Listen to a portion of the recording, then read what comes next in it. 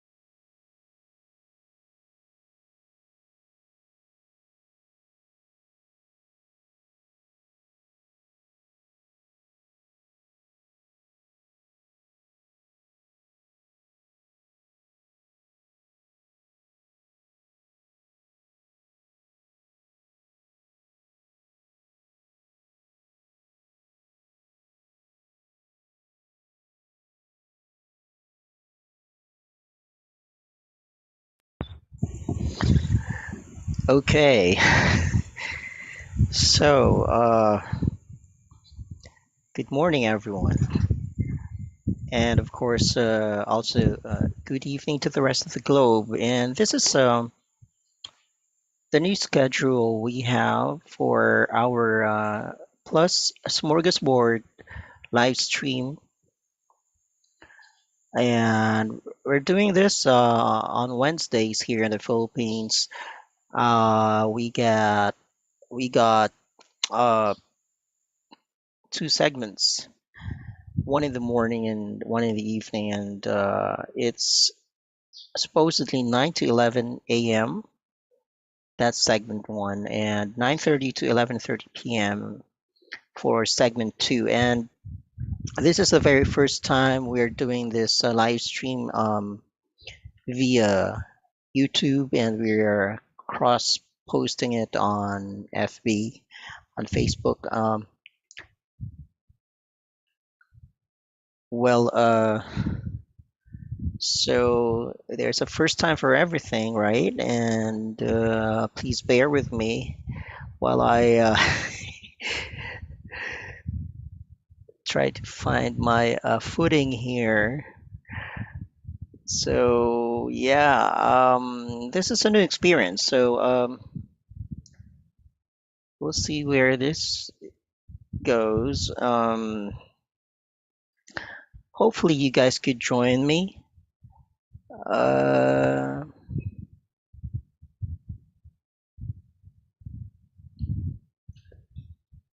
Actually, we're having this on Zoom, and let's see if I can edit this video and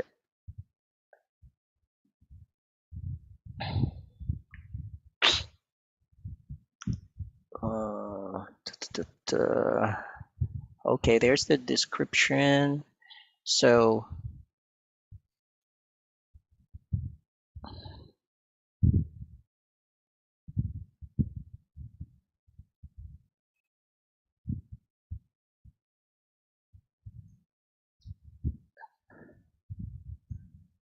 okay, I'm trying to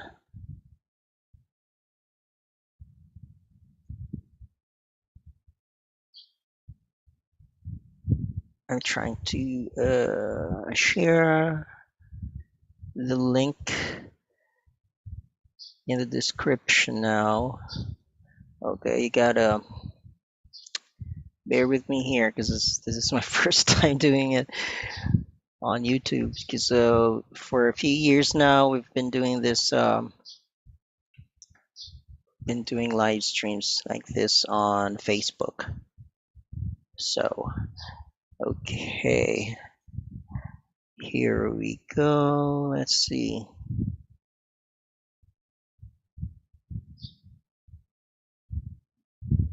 Mhm.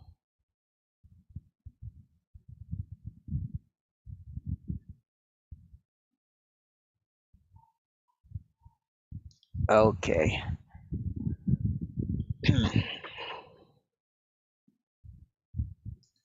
So there.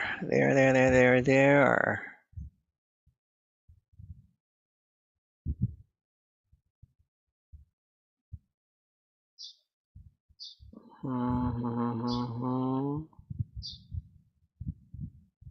Oh, where's the video now?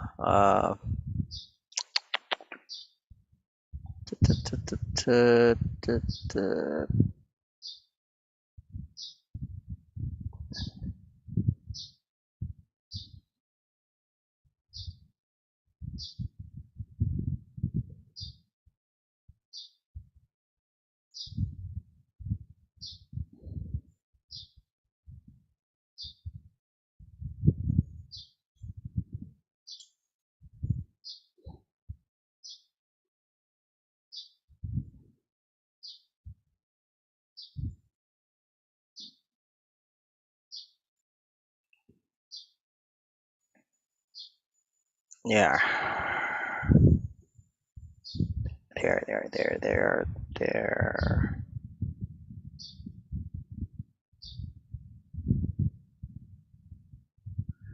Oops. Wait.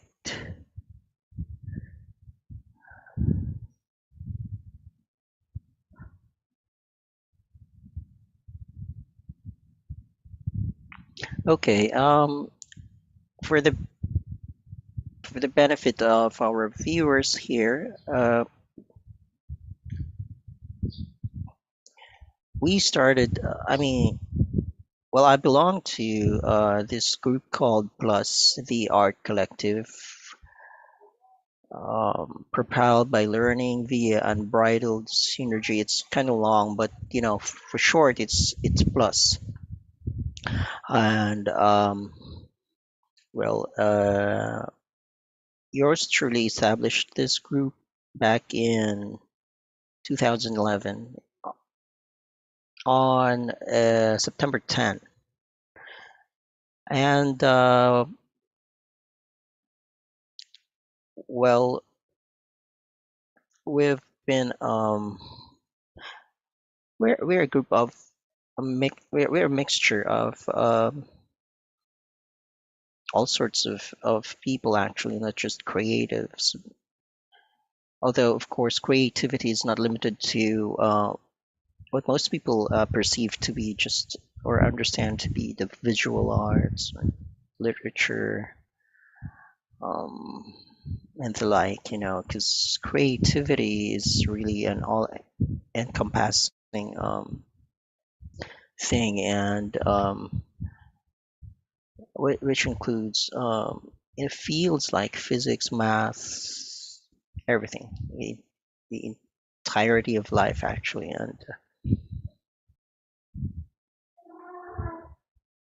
Um, and it's the kind of phenomenon that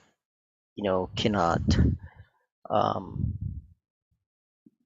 cannot be without drawing its raw materials from experience, from the actual world, from the environment.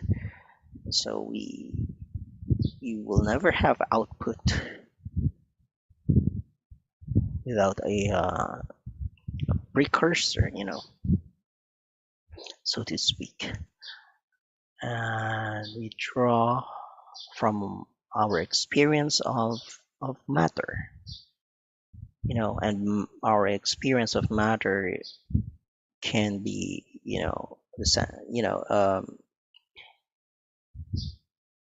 when we taste food, when we see sunset, when we bump into someone, when we hear something, all the data, or all experience that is facilitated by or filtered through our senses, and our senses are not merely five senses. There's more than that than just five. So, but anyway, and so we started doing these live streams a few months into the pandemic, to let people know of of well, what can be considered the only holistic solution we have so far.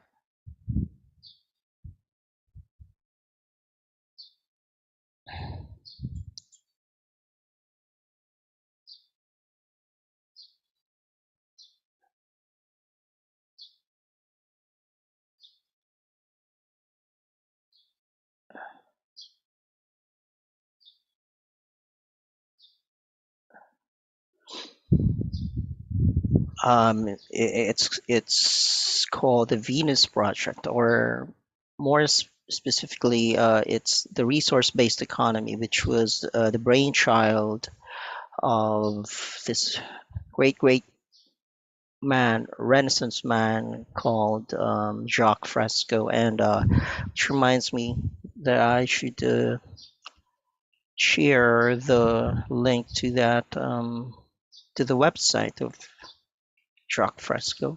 Actually, so let me do that here. Um, okay, I think my friend is already here. My friend from Georgia, actually, and his name is Clifton Barnes. Hello, Cliff.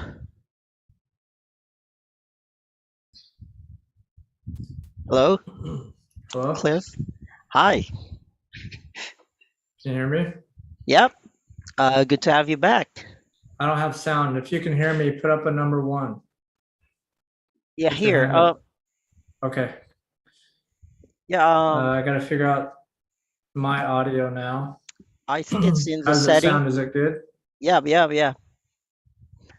Okay. Pretty I think good. that was a I think yes. it's in the Zoom settings. You have to channel the sound to, I don't know, your speakers maybe. Hello.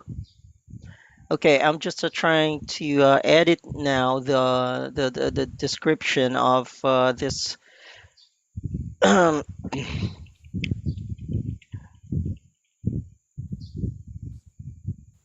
of this I'll try to you. figure it out. Okay, no I see you problem. talking, but I don't hear anything. Hmm. Okay, Using my new. Oh, wait, hold on. okay. Hello.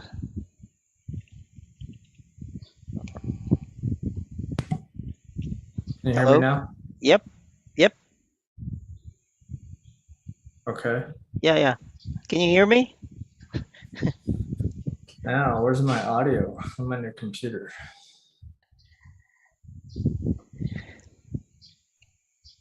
Okay.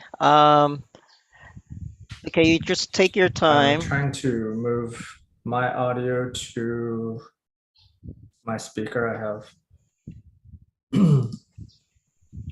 No, I still can't hear you. Okay, it's no problem.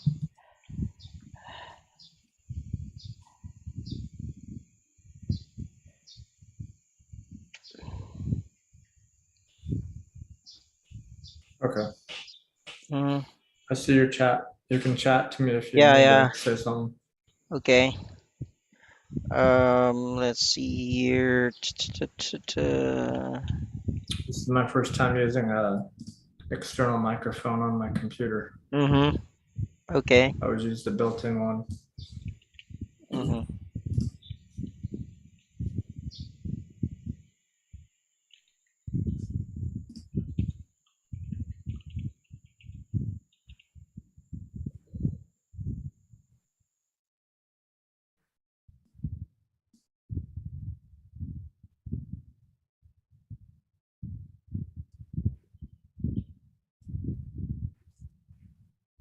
Okay. All right.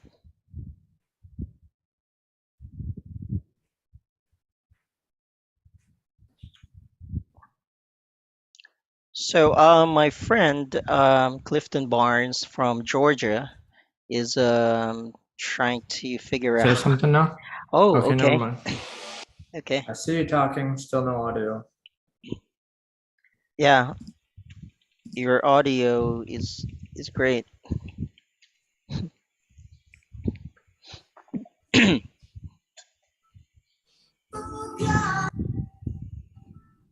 Mhm. Okay.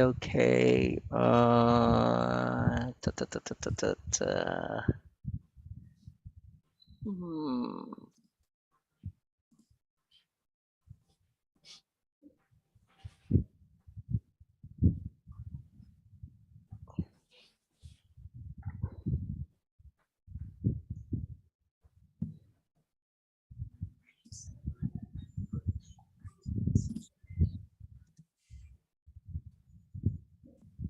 Okay. Mm-hmm. Hello?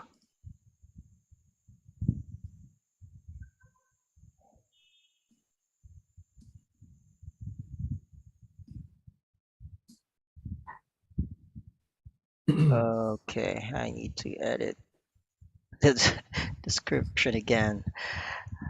Okay, you guys, please bear with me here. Please bear with us. I actually, my friend Clifton is the well, point of contact, but it's the old well, job description. It's not really a job. It's he's a volunteer for the Venus Project, and he is the well, like I said, a point of contact for the Venus Project, Florida.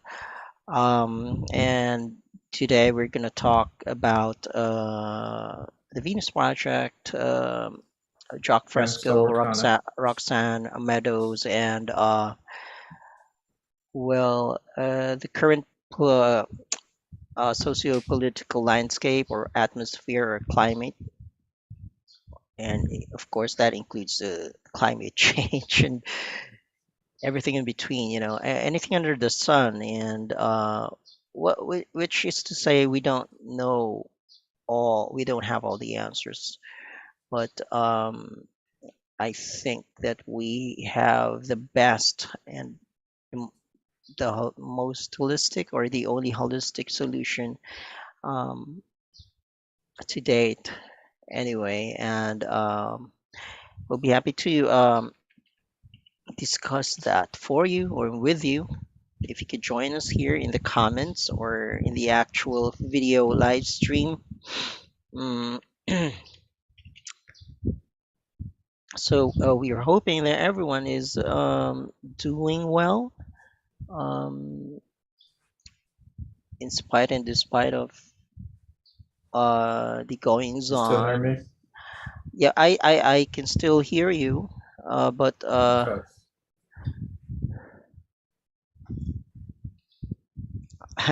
my friend Clifton is talking to me, and I think you guys can I'm gonna hear try him. updating Zoom. I don't think it'll do anything, but I might be gone for a few.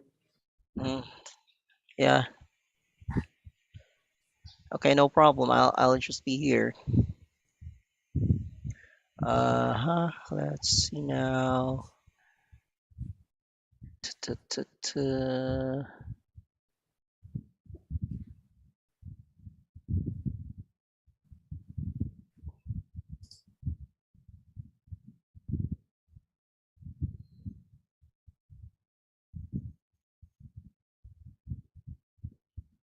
So we'll be having Clifton, my friend from Georgia, back after a few minutes. So he's trying to figure out how to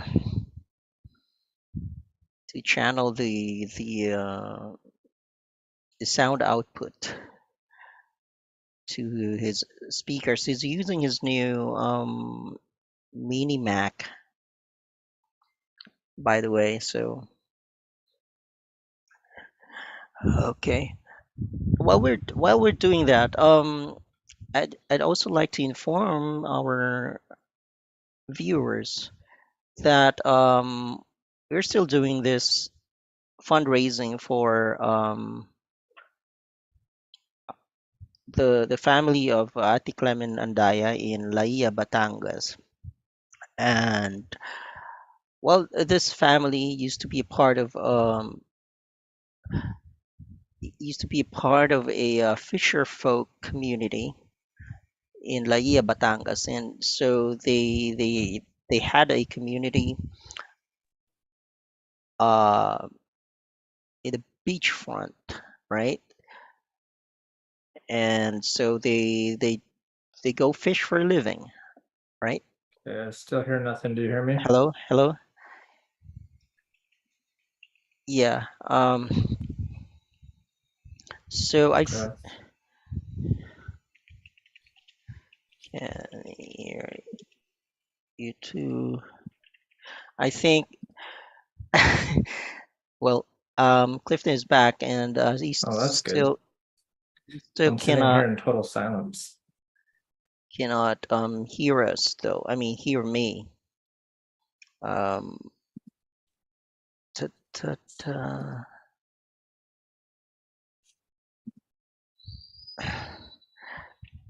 on the mic icon. Zoom.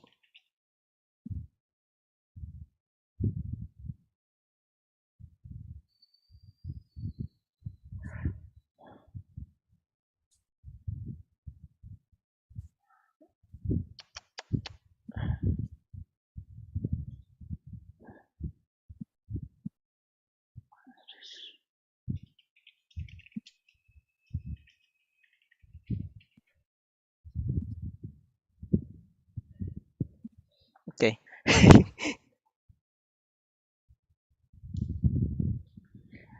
uh,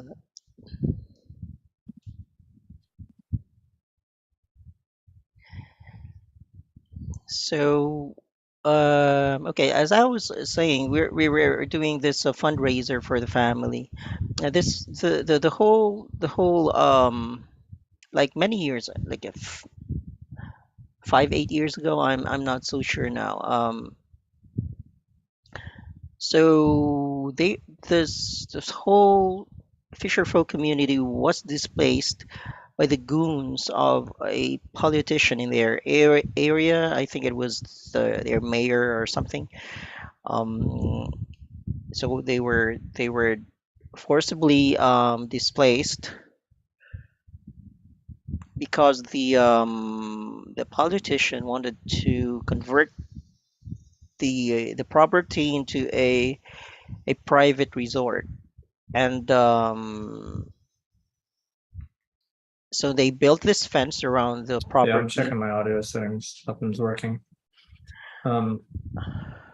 I'm gonna restart, so I'll be gone for a few minutes and I'll come back. Okay.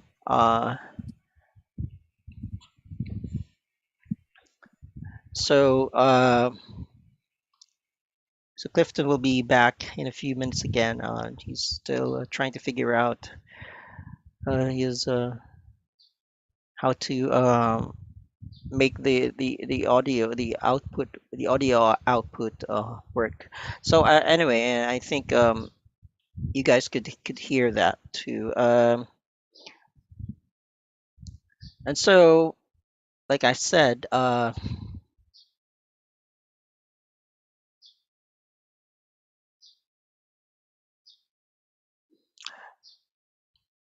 so this whole fisher folk community was displaced, and as a sign of protest, and really because they didn't um, have any other option at all. They erected these makeshift houses along the highway, the main road, the national road there, and they lived there for a few years, maybe 2 to 3 years in a row, and they were joined by activist groups, in their sort of protest. Um, wha- but they already weren't allowed entry or access to the ocean to fish, and so they lost their livelihood. Uh,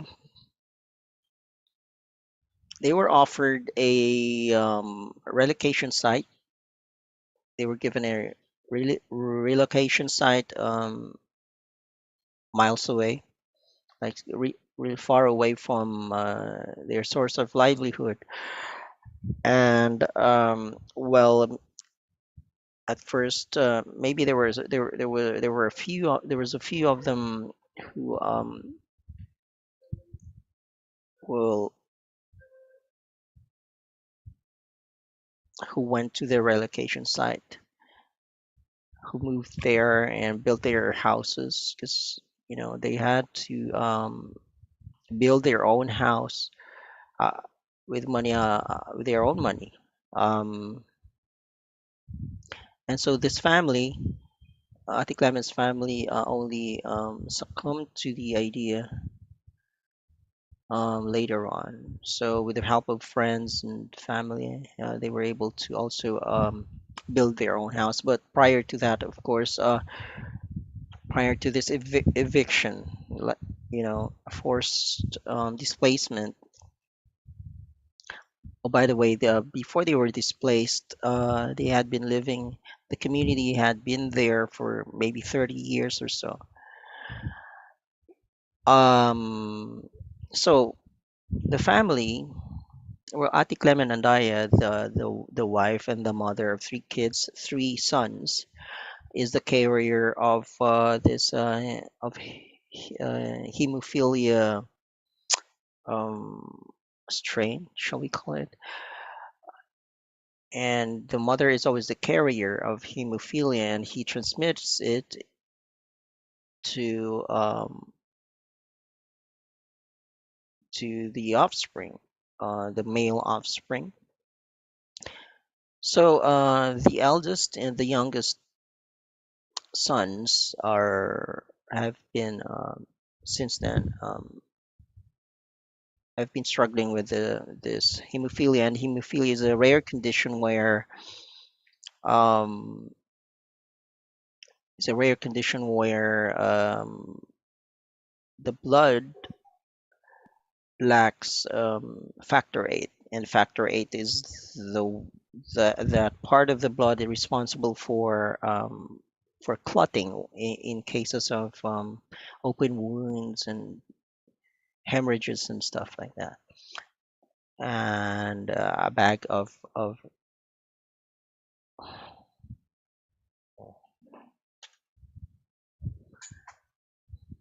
and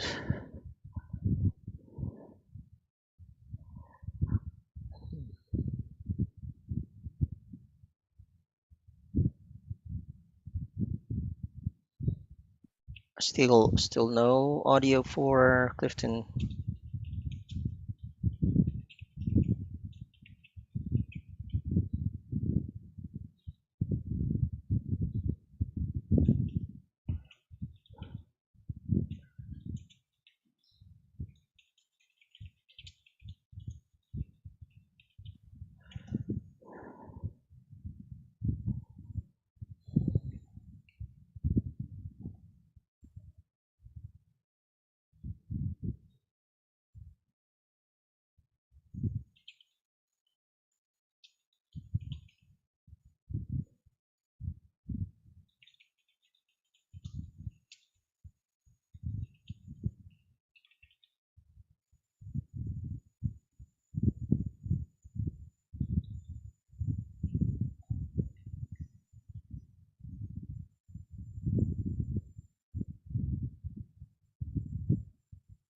Blue recording microphone.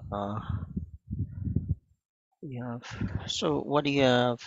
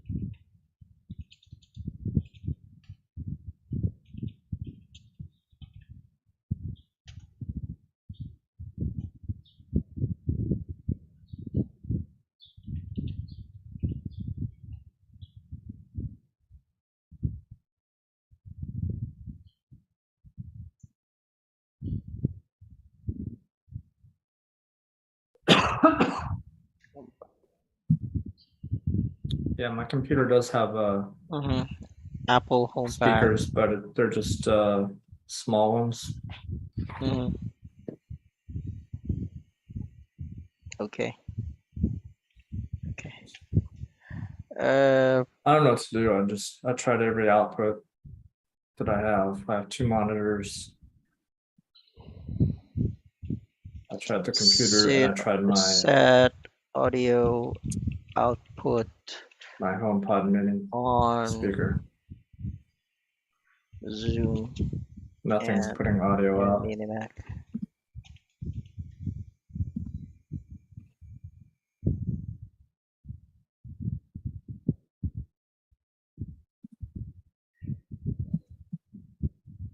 I'm trying to do a search. Okay. Okay. You just take your time there. Just while I finish my backgrounder on the family. Okay, so as I was saying, this family has this, of course, lifetime struggle with hemophilia, and the kids or those with hemophilia need to protect themselves. Really be careful. They really need to be very careful, so as not to bump their heads onto something or stub their toe or whatever, 'cause that could cause internal bleeding, and once or they cannot have their teeth pulled out, because you know that will result to you hemorrhage, because there's the body is not capable of the wounds are not capable of clotting, or the blood is not capable of clotting due to the deficiency of factor 8. So um so we're doing this fundraising, and plus as a group has been doing monthly fundraisers since late 2013 until now, but mostly we do fundraiser gigs at Conspiracy Garden Cafe along Visayas Avenue. Um, so that's been going on for what now? 14, almost 8 years All right, straight. Steven, I'm gonna try plugging earbuds into my microphone.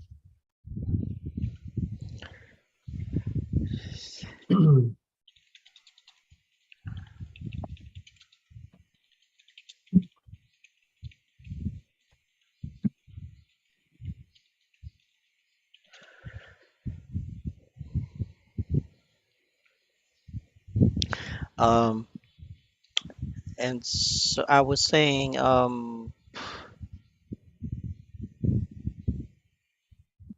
what's this? Yeah, we've been doing Oops. this for almost 8 years now in a row. I mean, that's 8 times 12, 96 months, almost 96 months in a row. Um, so yeah, the idea of the fundraiser is just it's the humanistic arm of Plus, and you guys can look up humanism. There we go. Okay, so can you hear me now? Yes, I do. Can you hear me? Okay, great, great, great. What did you do? All right. So, Oh, hi. Oh, by the way, so once again, folks, this is Clifton Barnes of TVP Georgia, and he's a volunteer. He's been volunteering for the Venus Project, or the resource-based economy, for maybe close to 10 years now. yeah, something like Mm-hmm. that. Mm-hmm. Close to And it. so I've been also groping around. I mean, trying to find my footing here, because there's always a first time for everything. Like you're Mhm. you're having your first time with your new mini Mac there. So Yeah, congratulations, you made it. thank you. There was a little bit of a struggle there, but I thought I could get you to hear me on the microphone that I have now, and Mm-hmm, have that audio output on my speakers for one of mm-hmm, them, and was trying to adjust my settings, just mm-hmm, changing the output to all the options, and nothing would work. And then I realized, hey, maybe the microphone is taking over all the audio, and I got to plug a mm-hmm, headset mm-hmm. into the mic itself on the bottom, which I just tried, and there you go. Yeah, okay. Yeah, okay. There's that option even on PCs that you can channel the output audio to the mic, I think. Mm. Apparently, this just takes over all the audio, so you Hmm. can't have sound output anywhere else if you have this blue mic plugged in. It's a really nice mic that I got for recording with. Okay, And can we can we see your face though? no, that's the thing I was gonna say. My new computer is a standalone computer, and I With have its but with it doesn't have its own webcam, right? no, it's the So Mac Mini is just a little square box, yeah, yeah, and I have two I know. monitors hooked up to it, so it doesn't have a built-in camera like the Mac iMacs Yeah, do. yeah. So for now, we can still meet and do this, and I can still be part of the meeting. But until I get a webcam, Oh, yeah, yeah, yeah. Okay, all you won't right. be able to see me. Yeah, well, I mentioned to you last meeting that also I'm using but this is an old mini Mac anyway that I still Uh-huh. have to open up and make some some minor repairs too, I think, because this Mm, was thrown away and it it was it banged against some. I think it was the floor or something. So um, mm, it stopped receiving Wi-Fi signal, and also the Bluetooth system doesn't work anymore. And yeah, mm. so those are some of the things that I need to look into when I finally have the time, and also I need to reformat the thing because the way it was formatted, it cannot accommodate these OS upgrades or updates. So yeah, a lot of things to do. Mm. So anyway, we are here on YouTube now, which is I think has a downside to it because on back on FB, people could just leave comments on the FB live stream, as opposed to this. But we're gunning for a greater audience, so let's see where this leads us. So, like I said, Good. we're both we're both trying to find a footing here. So anyway, well, it's good to have you back, and Thanks. well, I spoke a bit about the Venus project and plus and the fundraiser and etc. I think for our new audience here on YouTube, maybe you could introduce yourself a bit and go ahead and speak about the Venus project. Sure. Like you said, my name is Clifton, and I live in Georgia. I'm a volunteer for TVP support, um, but TVP support is an independent network of volunteers, so we don't represent TVP legally, and we try to promote their ideas, however. So this appearance may not precisely reflect the views of the Venus Project, but I do work with them directly sometimes and go down there once a year. And I'm a regional coordinator for TVP support here. You hear me okay still? Yeah, yeah. Okay. The mic is like on my desk and I've never used it, so it feels like I'm just talking.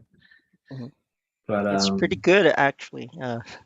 That blue yeah, mic. Yeah. these blue mics are amazing. My friend who's a musician told me to get it Uh-huh. because I'm going to start recording a few songs that I It's wrote. like I think it's like a fancy way of calling a condenser mic. Yeah, I'm Hmm. pretty sure it is a condenser mic. And it's got settings on it, so you can set it for surround. It picks up Hmm. audio all around you Hmm. or other settings. I have it Hmm. on. Yeah, I have it on you still hear me just as well from here? Yeah, yeah. I'm looking straight at the back of it now, Wow. so it picks up sound all around on this setting. But I can change it. There's 1, 2, 3. There's 5 settings. Wow. Anyway, I'll just leave it the way it is. It'll pick up Okay. sound everywhere, as long as it picks up my voice. Anyway. So yeah, give the text if you heard that. So the Venus Project. What it is a nonprofit organization. And I don't know how many people are listening or what your listeners have heard already or not. So I'll just go very basic from the beginning about what it's about. It started out as other organizations, the name at least, it used to be called Socio-Cyberneering, and it's been called other things early on, but it was founded and co-founded by a social engineer and an industrial designer named Jacques Fresco, and his associate Roxanne Meadows. And the goal of this organization is to try to solve problems in the world, primarily. That's ultimately the bottom line that they want to do, is address global issues that are grand challenges that humanity has always faced and never been able to address. And what they try to do is offer a alternate socioeconomic model and a different set of values and educational style that will solve problems that have existed since civilization has begun and before in the world. It's things like poverty is on the forefront of their focuses, environmental decline, other things such as problems in society that have existed for just about ever, violence, countries going to war with one another, corruption in government. All these things are tied together, and there have been many people in the world that have tried to solve these types of problems independently, like one of them at a time, at different times.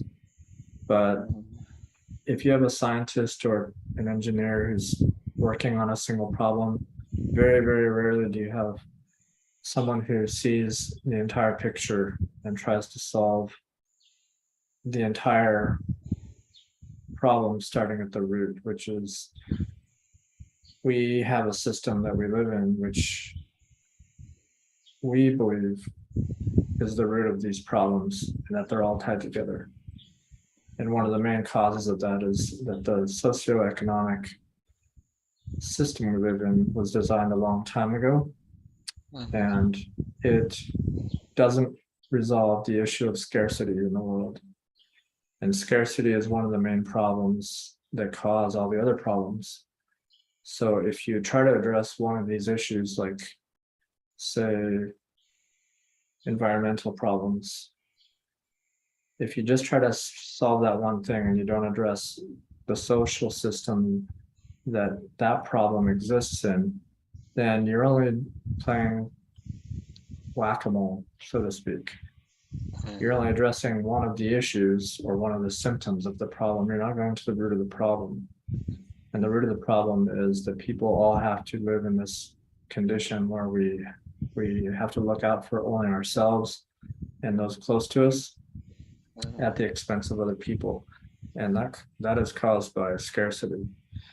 And as long as we have a system that creates that scarcity and amplifies it and keeps it going through the monetary system, then you'll never be able to resolve these grand challenges like poverty around the world and hunger and violence and things like that.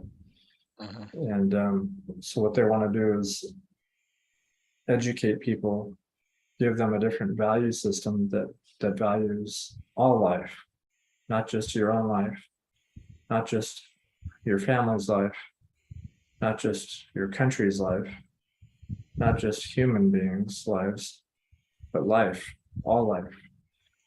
And to do that, you have to see the whole planet as a system. So they take a systems approach to it. And what they did is designed a different way of operating. It's like our technology has existed and it fluidly and quickly changes over time. But if you have a computer that you keep on upgrading with better equipment, better processors, better graphics chips, better speakers, better monitor, all that stuff. If you have all this hardware that keeps on progressing like we have in society, but you have an ancient operating system, it's not going to work. And so I kind of equate it to upgrading the global economic system and upgrading the software on it. And that's kind of a way of saying we have technology that has never existed in the world.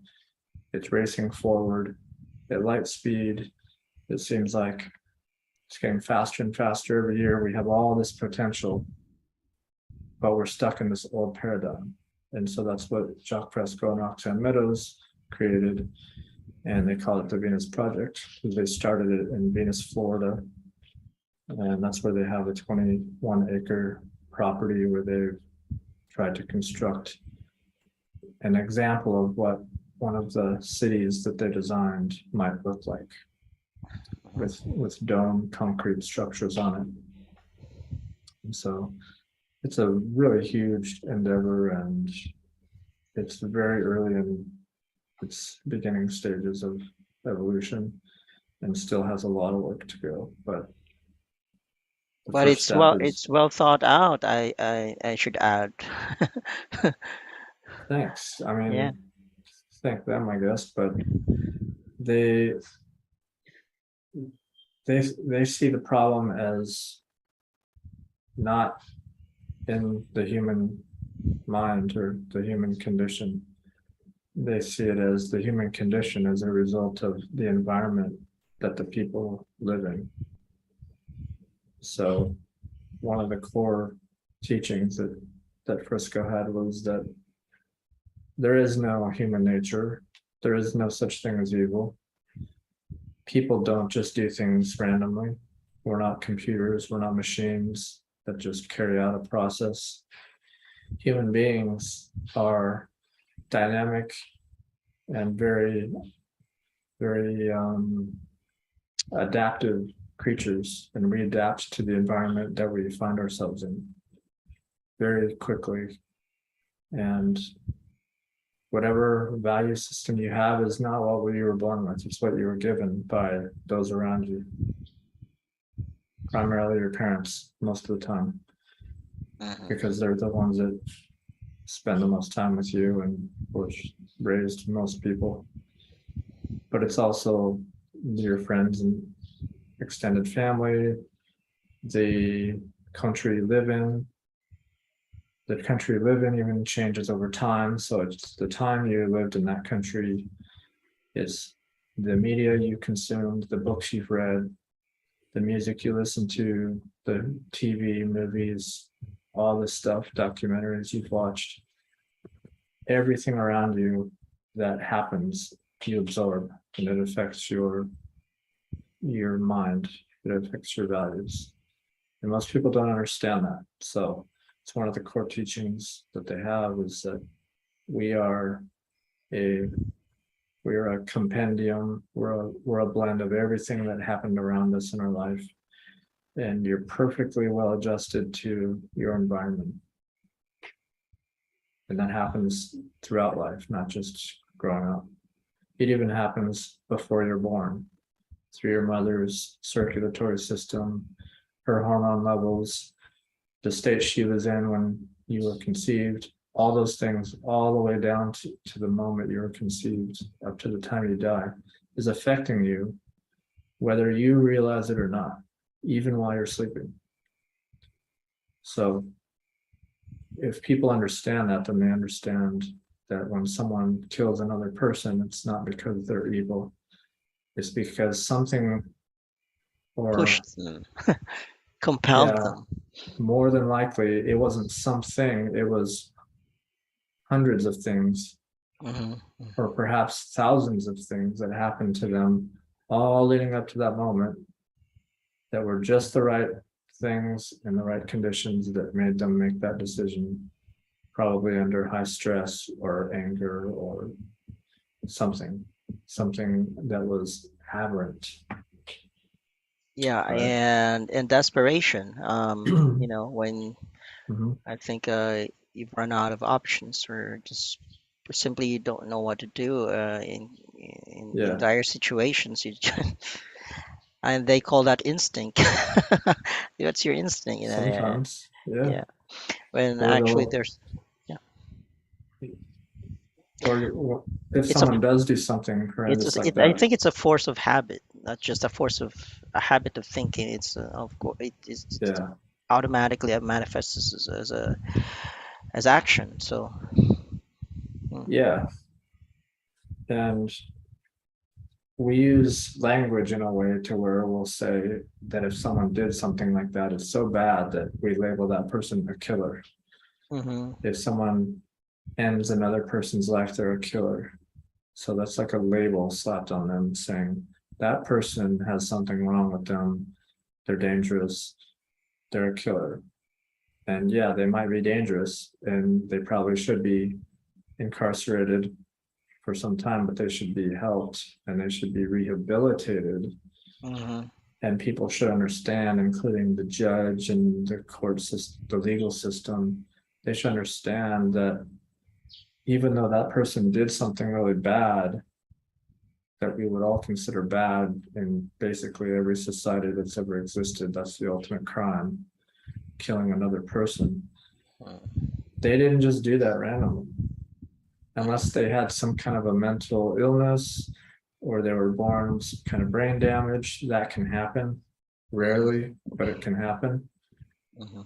Almost every time, almost 100% of the time, somebody killed somebody because they went through a whole lot of bad things first Yeah, and then they did it. trauma and everything, or Trauma. disinformation or something Yeah, a else. lot of times it's humiliation is one of the worst things you can do to somebody, a human being, Mhm. you know. Um, Maybe it's safe to say that people are just trying to cope with the situation. Everything is coping mechanism. yeah, it is a coping mechanism. And, I've seen killers who have been in prison interviewed and heard the things they said. There's a great uh, violence researcher there, what's his name, James Gilligan, Oh yeah, I think yeah. Was Dr. he on James one of Gilligan. those zeitgeist movies, Yes. documentaries? Yeah. Yeah, I believe he was in Zeitgeist moving forward. He was interviewed by Peter Joseph. Hmm. And it's really, it really says a lot, because he would say he interviewed hundreds and hundreds of the worst, most violent killers in society in America. And he said that it was always someone who went through years and years of abuse and neglect, and maybe most of all humiliation. And when someone's put in those conditions and they're humiliated over and over, they get to the point where they feel like they can't keep allowing this to happen, or it'll kill them inside. You know what I mean? He said, like, Hmm. I had to do it to save myself, like my own humanity. Hmm. And Or it's his own because, sanity or something. Yeah. yeah, they're literally pushed to the edge to the point where, There's that mental anguish, and that anguish or turmoil can do so. I mean, can mhm, cause a lot of damage, not just to the person himself, but to others. yeah, yeah. And so that shows also why it's it would be much wiser to have a society that doesn't create those types of people, because then it's more dangerous to everybody else around them. Mhm. So instead of throwing people in jail for stealing something, it's much more efficient and much more humane to give them what they were going to steal. And then you have someone who would have done something violent or broken the law that no longer has to, right? Because you've eliminated that part of the scarcity. Yeah. But see, that doesn't work in our society we have today, because if you gave everybody everything they wanted, Yeah, the it problem wouldn't with support the the current monetary system, system. yeah, that's the problem with the current system. It thrives on scarcity. Right. Um, So and well, it's interesting that you mentioned incarceration or that the justice system, and Jacques would often comment on that in terms of, if he caught a child stealing a Rolex, y- mhm, the most logical thing to do is just give him a Rolex rather than incarcerate him and feed him and spend for his entire um, time in jail. It's more yeah, expensive. And jails yeah, in the first place are a business. yeah, many of them are. And if you just add up the numbers, it would be much cheaper to just give people what they needed rather than Mhm. spend all that tax money keeping someone behind walls, and they end up costing society much, much more, even dollar wise, by Mhm. incarcerating them than giving them what they need. So And we pose the question of what's the success rate of this so-called rehabilitation in terms of their behavior? Do they change drastically, or when, if and when they are brought back into society due to parole or um, something, are they better citizens? sometimes they are, but I don't know the exact numbers on that. It would be very different in different places for different people. But one thing that's clear is, at least in most countries, the the penal system that penalizes people for when they do something wrong, it doesn't focus on taking a social, like what would be the word, a social sciences approach Hmm. to rehabilitating people. It takes a punitive approach, right? You know what that means? The punitive approach says that people have free will, and they had free will when they made that decision to commit the crime. Therefore, since they had free will and they committed the crime, the the best thing to do is punish them. Hmm. And so there is an element of rehabilitation in some legal systems, but primarily it's the basic attitude is, you did something wrong, you have to be punished for it. You have to pay back your debt to society, they say. And then once you've paid back your debt to society, you get to come back into society. But unfortunately, most people that come back into society are worse than when they went in, because they spent all that time around other criminals who were also Hmm. treated badly and abused, and maybe were far worse than the person who stole a car or something was, Hmm. right? So maybe someone went to jail because they were low on resources, and they sold marijuana, and they went to jail for 5 years, and then they come out, and now they're not only without a job and a chance of getting a good job, they now know all these new ways of committing crimes, and they've been conditioned around a bunch of other harder criminals, and they could go right back into a life of crime and but do it even worse, do worse things. Maybe they'll be more Yeah. violent, And there's a whole right? slew of other, other problems involving the penal system. Not only that, because the penal system is not cannot never be isolated from the rest of society. And okay, prior to incarceration, there's the problem of whether or not a person's really guilty or innocent or proven guilty or guilty until proven innocent and things like that. There's this problem of innocent people um substantiating their innocence or coming up with evidence and things like that. It's just a complicated Yeah, web of money problems because frankly, if you don't yeah, have the money, you don't have freedom. yeah. Pretty much. I mean, the system we have now is based on money being the sole determination of what your position is in life. So it has all these side effects because if you have less money and your family had less money, then you're less likely to be able to move up in that in that system. It's harder. And It those limits your so-called freedom, because and it will get back to this concept of freedom because there's no such thing actually. I mean, or yeah, democracy. And yeah, it limits your ability to move about, even your because money determines your mental health, your physical health, and all that, your well-being. How do you how do you get your nutrition? How do you get a hold of healthy food or simply a healthy environment, healthy family, even if your parents are always having these arguments over money or the lack of it, then yeah, you know.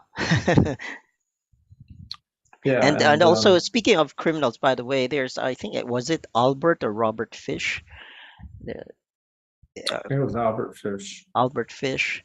I think so. He grew up in a very religious household, right? Yeah, I Eh, only eh, know him through the story that Fresco told about him. Well, I did read a little bit about him, but go ahead. mm, but I think Fresco was had access to better information or background on this than what is available online, maybe. You know, there I think he knew somebody like a psychologist or psychiatrist Mhm. that got in the way of people of the authorities jailing Albert, I think. And so this psychologist and psychiatrist tried to study him, and it was found out that, so I think it was Albert's mother who caught him playing with his genitals, Yeah. and she said something like, "Oh, you'll burn in hell" or something, or "Stop doing that," or because Yeah. his mom was, I think, a leader in the church or a pastor of sorts. Yeah. I'm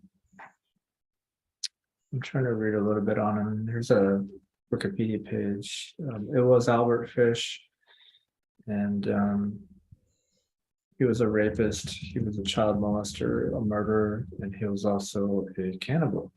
Hmm. And the story that Fresco told was that his mom caught him playing with himself. She told him if he touched that part of himself, that he'll burn in hell for forever. And then later on was found, screaming one night, and his mom came in and she found him sticking needles in his genitals because he didn't want to go to hell. and thought that that would, save him apparently. And uh, whatever happened down the road from there, he ended up killing at least 3 children, eating a few of them, and was just highly, highly aberrated at that point. And that's all, based on, like we said, he was extremely traumatized by what his mom said. And probably a lot of other things that were never recorded, but for whatever reasons, he ended up being a murderer and killed multiple people. And he also tried to save those people that he abused and I don't know, he killed. Yeah. To himself, he was saving them from hell. Hmm. Yeah. He gave that excuse as far as why he killed somebody. He was trying to save them from going to hell also. So let's see. So people tend to build this whole world or idea in their brains or in themselves um, according to the authority they look up to, like their parents or I don't know, the church leader or the president or I don't know. Hmm. So this is where relevant education really is important. Um, because on the one hand, well, Jacques for one, views uh, laws as just really out of touch with the actual world or reality. And he was saying that in the future, the judges of the Supreme Court, or whatever, it would be the the worst murderers or criminals because of you know they cannot grasp reality from a scientific standpoint. They Yeah. don't understand human behavior. That's simply the thing. Yeah. Um, Sorry, I was distracted there for a minute. I had to Yeah. message somebody, So but so we have the government or the justice system telling people how to behave, or the system itself, government itself, fails in so many ways, and they cannot fix these problems on the foundational level. And so mm, when people err in reaction to their failure, they just incarcerate, they make laws instead of fixing the first problems. They make laws to punish the errant people. yeah, So we they by that they're just reactive to problems rather than preventive. They don't. That's our approach. yeah, We're born into this kind of system. So yeah. That's people's world view. That's their understanding of why people behave a certain way. Is that they think that you make all of your own decisions and that you're making them free of anything affecting you. You have free will. That's kind of the basis for our society's structure, is that we're born with free will. We know what's right and what's wrong. And when we do something wrong, we have to be punished to prevent it from happening in the future. And people that write the laws in government, they don't study human behavior. They don't understand psychology.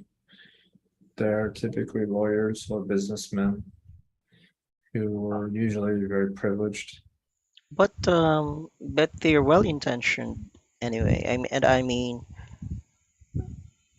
Yeah. Yeah, it's not like everyone in government is trying to do bad things. They probably end up being totally corrupted after at least some time, but a lot of people probably go into government wanting to do good and wanting to solve problems, but in order to get anything done in government, you have to play the game that's already set. It's a game with all these rules, all these checks and balances, and you have to constantly raise money because that's what most politicians spend most of their time doing, according to what I've heard. And even when you want to try to do something, you have to compromise constantly because there's another group of people who have their own agenda and their own lobbyists that have paid them off. And so at every turn, you're compromising. Yeah. And at Or some point, so if you've stayed there for so long, that means that you've become one of them, and otherwise you quit because you can't stand the heat in the kitchen. yeah, well, like we spoke about people's values and their behavior. If you're in politics for a long time, that becomes your reality. That becomes Mm. normal to you. And you can't not be affected by that environment Yeah, because you live in that well, environment. how can you remain a snowflake that long? I mean, it's almost impossible because people will be um right. I mean, like they're gonna cut your throat, you know, so they get Yeah, what they want. yeah. Like they say over here, if you lay with the dogs, you're gonna get fleas, Mm. right? Well, I mean, was there anyone who really made it, like stayed I don't know, stayed clean and didn't have to make any compromises, you know? Yeah, I mean, I don't see how. The whole job is about compromising. Mm. You're compromising your values, you're compromising your agenda, you're you're trying to do whatever you can to get some kind of a win and to also justify your job and not get unelected. Yeah, and which brings to mind that this popularity kind of game or system, popularity Mhm. vote, majority vote, you know, it doesn't mean that if there's more people believing in something, it's true or it's good or something, or they know what they're doing. Yeah, that points to another problem that we have in not solving issues in society is that we're conditioned to want to just elect somebody and let them make all the decisions Hmm. in government and So this is assume like that, supposedly this is democracy of the people by the people and for the people, and here we are delegating the job to the politicians. And so what is this management by proxy or something? We don't really participate in this, right? We just pay our taxes and pay these officials our taxes so that they could do our jobs on our behalf. yeah, the government, at least in where I'm from, is it's a republic, a representative republic where the people elected are supposed to represent the Mm. people in their area. And more often than not, the the people aren't really represented because an elected official has all kinds of other influences on them. And as long as they can get reelected, uh, they they're okay with doing whatever they have to satisfy their lobbyists. It's a system, like I said, that is based off of money, because our society and our world is based off of monetary laws and not natural law. So a politician also has to abide by monetary law. And if they don't have enough money, they can't get things done. So lobbyists will pay them. And that's one of the main problems, I think, is that if you have an elected official who's supposed to represent the people, then how do we allow lobbyists to donate money to them with obvious intent to influence their job, the way they vote and what they do? How are you supposed to represent the people when there's something else distracting you from that in terms of money? So it's very flawed. It's a very flawed system, but this, it's not to say that the system we have is necessarily bad, because it served its purpose. At some point, it was the best we could really do, because we didn't always have this technology. We didn't always have all the knowledge that exists now. So we had to come up with something that worked.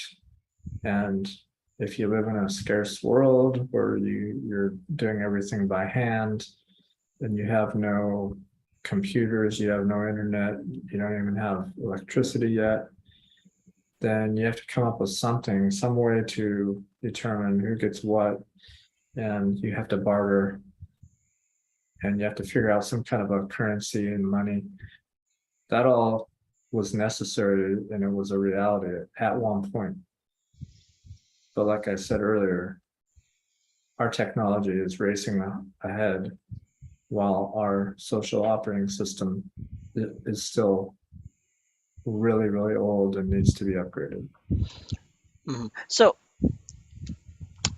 now we have this ongoing issues regarding human rights and et cetera, global warming, and also the worsening I don't know, cognitive ability of people, I think, by virtue of their education, among many other things, and there are politicians running for office offering to solve these problems in housing, food security, agriculture, and what have you. But why do we think uh, the Venus Project or the resource-based economy is the answer, is the holistic approach to all these problems? How does resource-based economy address all these problems? Well, it's based on the idea that the Earth is a system, and to manage a system, you have to take a systems approach. So what the approach is, as far as determining who gets what and who makes the decisions and how things are structured, is based off of data. And in order to do that, you have to use the methods of science. So ultimately, the idea comes down to, we don't just make decisions like we do today. It's a whole different way of thinking and operating. If you have a system that applies the methods of science directly to decision making in society, then you don't simply make decisions. You don't have people who aren't trained or educated in a certain area vote on someone to make the decisions for them who also isn't educated in that area. What you do is you have a system that takes the data, the relevant data, and it analyzes it, or people who are experts in that field analyze it, and they look at the data, they interpret it, and they say, we should make this decision, and here's why. And so you use math, you use science, you use engineering, you use all these physical tools to determine what decisions are made. And the goal of that whole society is to say, what kind of a society do we want? And assuming it's a society that is humane, that takes care of the environment, because we realize that if we don't have an environment, we don't even have an economy.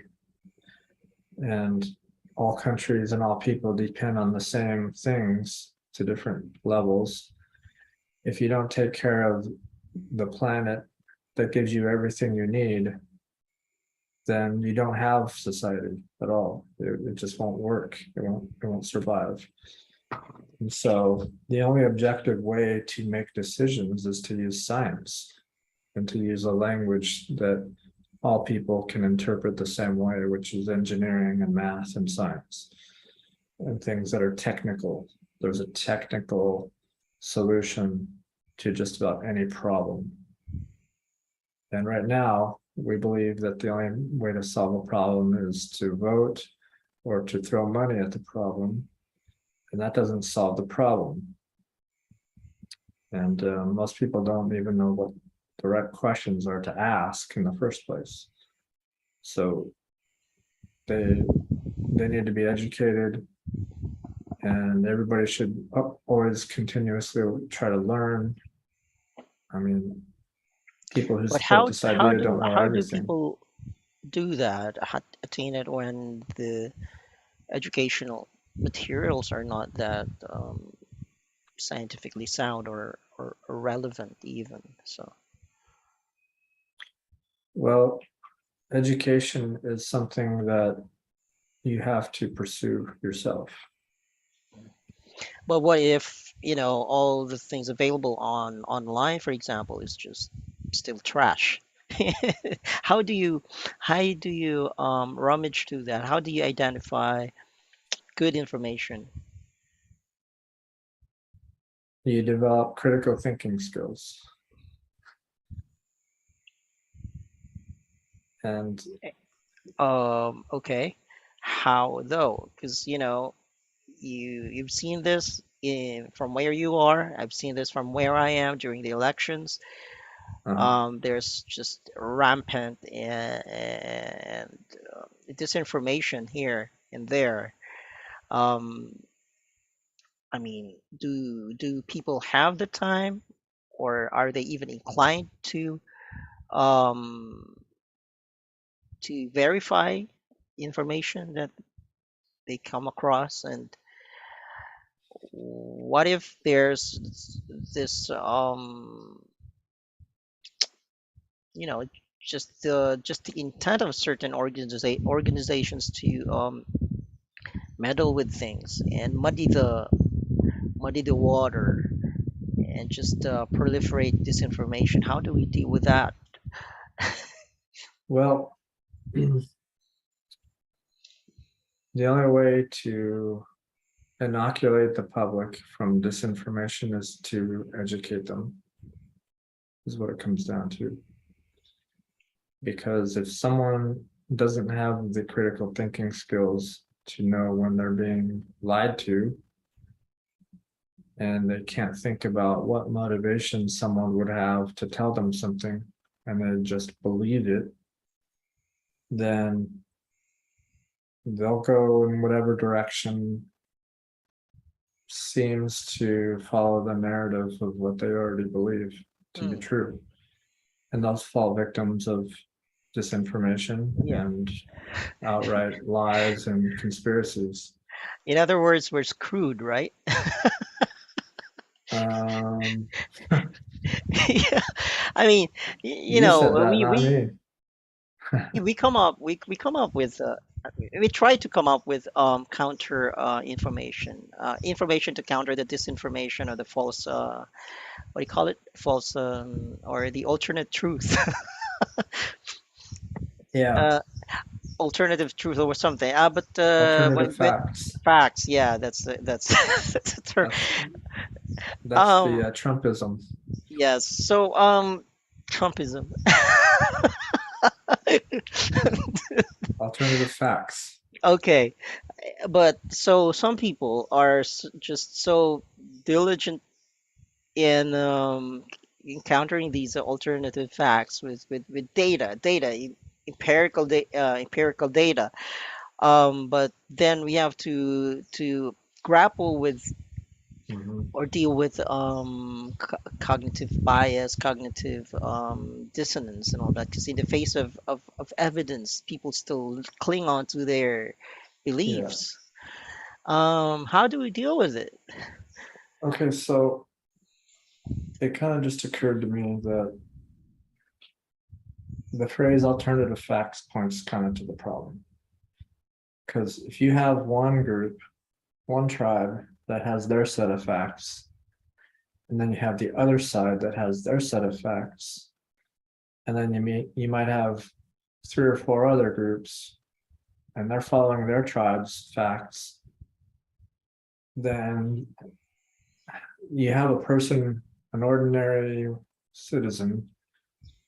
How do they know what to believe? So what it comes down to is, if society is full of people who don't know how to think or reason or tell what is most likely or true, then you're in a really bad situation. So if you have alternative facts, and that's just saying that you don't have any facts. Because if your facts are alternative, what are they alternative to? Another person's facts. Mm, So what is actually true or not? What is mm. actually So supported by that's yeah, evidence? And that's a that's question. what points to the reason why TVP advocates for applying the methods of science directly to the social system. Because if people have access to relevant information, then they can look at that and then determine whether someone's alternate facts are anywhere even close to the measurements and the calculations and the observations that were found through the methods of science. That's the tool that science gives us. That's the value of the tool, is that it informs people on what is true and what is not, and it leaves it open to further information. Right? It's not an ultimate truth. It's saying, based on what we know, what we have, the tools we have to measure the phenomena, this is what we found to be the most likely. And if it's been falsified, it's been documented, it's been observed and measured, and other people in that field of study have verified that and come up with the same results, that's how the basics of how science works. So we have a society today where most people don't even know what science really is. They think it's an organization or people in white coats, with, in a laboratory. They think that's the method of science. They think science is a person on TV with glasses. And science is a way of thinking, and it's a way of investigating the world. So you don't have to be to be a professional scientist, so to speak, to be able to perform this, to be able to No, lead a scientific life. no. I mean, we live in the information age, but we have some of the most ignorant people still, Mhm. because they're not looking, they're not trying to learn, they're not curious, they're not looking for data. They're trying to do as little as possible in order to just keep doing what they're doing, so they don't have to change anything. and it protects their narrative of how they already view the world. So So as I long mean, as like, this still ties us back to, this notion, or even disillusion of, I mean, this delusion of free will, because people tend to think that they can just make up their minds or change their minds on their own, but actually, it's events that make that happen, right? So when a particular yeah, tribe is of the understanding that the world works a certain way, and then an event changed that, uh, yeah, so they didn't they they they didn't change their minds on their own. They were made to change their mind by a certain event that debunked their prior understanding, or so in the case of people championing the kind of system we have now, which is the capitalistic system. What are the chances that people would realize that this isn't really working for mankind? well, at some point, enough of the right people have to realize that we're not living in a sustainable society. And the way it stands right now, it's going to take far greater discomfort and uncertainty and fear before people start looking for an alternative. Based on what's already happened, it's going to take more uncertainty for people to stop and say, this whole thing needs to be changed. Right now, we're not nearly at that phase yet because people still have faith in the system we live in. And it's served a lot of people well. There's a lot of modern social scientists and authors and such that say we're living in the best time ever in the world. And in a lot of ways, that's true. There's data to back that up. There's less, violence, there's less wars, but we can't afford another world war today because look at our technology now. And we can't afford to keep warming the atmosphere and disrupting the climate.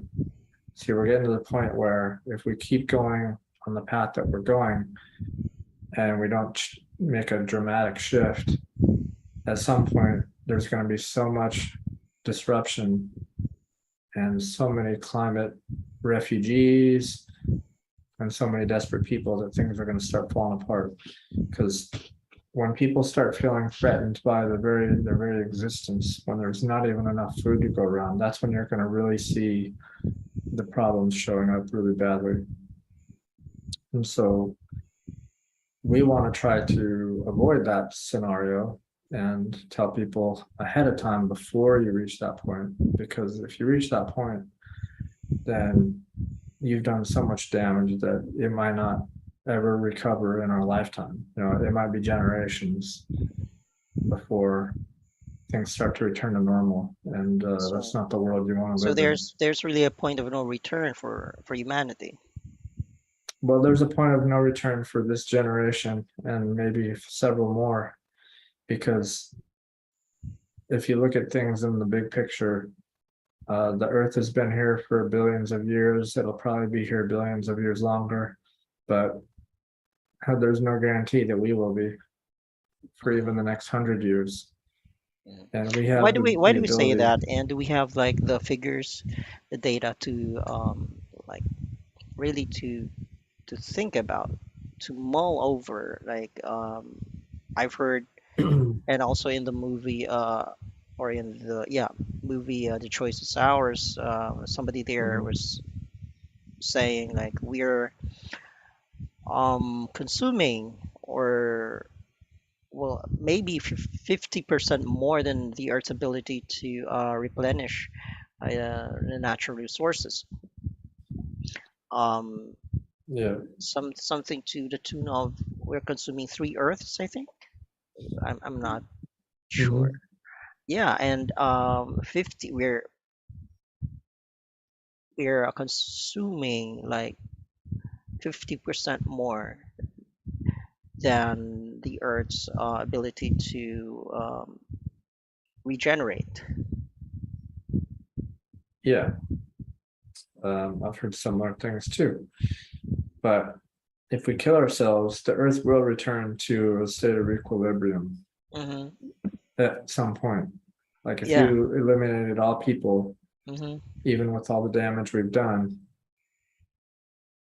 the laws of physics still apply, and life is still here, and Yeah. things will We wouldn't be around. return to an equilibrium without us. Yeah, So of it's not course. about saving the planet, it's about saving ourselves, Yeah. because the planet's going to be fine in the long run. You know, Mhm. if you could It's gonna eliminate all outlive people, us anyway. yeah, unless we So, blow the planet apart, literally, like the Death Star blowing up a planet on Star Wars, mhm, the planet is going to recover and survive. It's just, mm, we're going to screw our own society up, and we're threatening ourselves by ruining the environment. And we're also unfortunately causing mass extinction. So mm, those life forms won't be back, but other things will fill the niche. They'll fill the holes that we left, mhm, and eventually a new species will arise millions of years later. Things will return to an equilibrium, and it'll be a whole different set of life, and some existing things will evolve. Nature will start to regenerate, and it'll come back to a balance, but we don't necessarily have any guarantees that we're going to be here. mhm.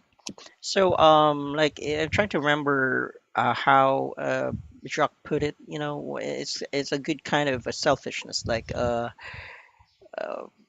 responsible selfishness or something. I think it was something else.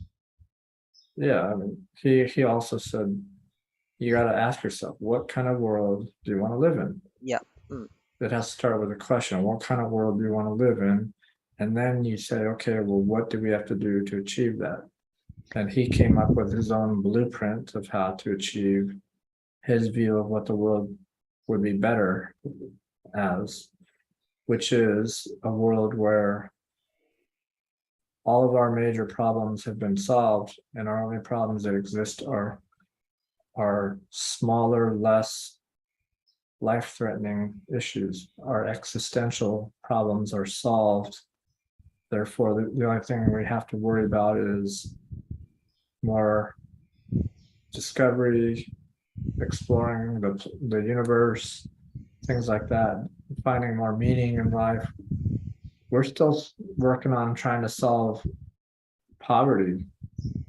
We're still trying to feed everybody. We're still trying to house everybody. And we're in the 21st century with the ability to fly to Mars almost. mhm. And we're still dealing with these ancient problems. And that just shows you that we haven't figured out how to solve problems yet Yeah. So very basically, well. he was saying that all the world's people should come to an agreement of declaring the world's resources as a global heritage, right? Without money involved, the Yeah. price Well, tags involved, and then dedicate humanity's life, or human lives to well, intelligently managing their natural resources and protecting the earth, which is our only yeah. home so far. It's our only home. Yeah. And so by doing so, we also protect people. And that's just, I think, the while using, of course, the scientific method on human concerns. And Yeah. that's just the basically the moral compass there, nothing else. Um, Yeah. so The how do you get people to rally behind this? How do you get people to agree on this? Well, the principle is pretty simple, actually. The execution is very complicated.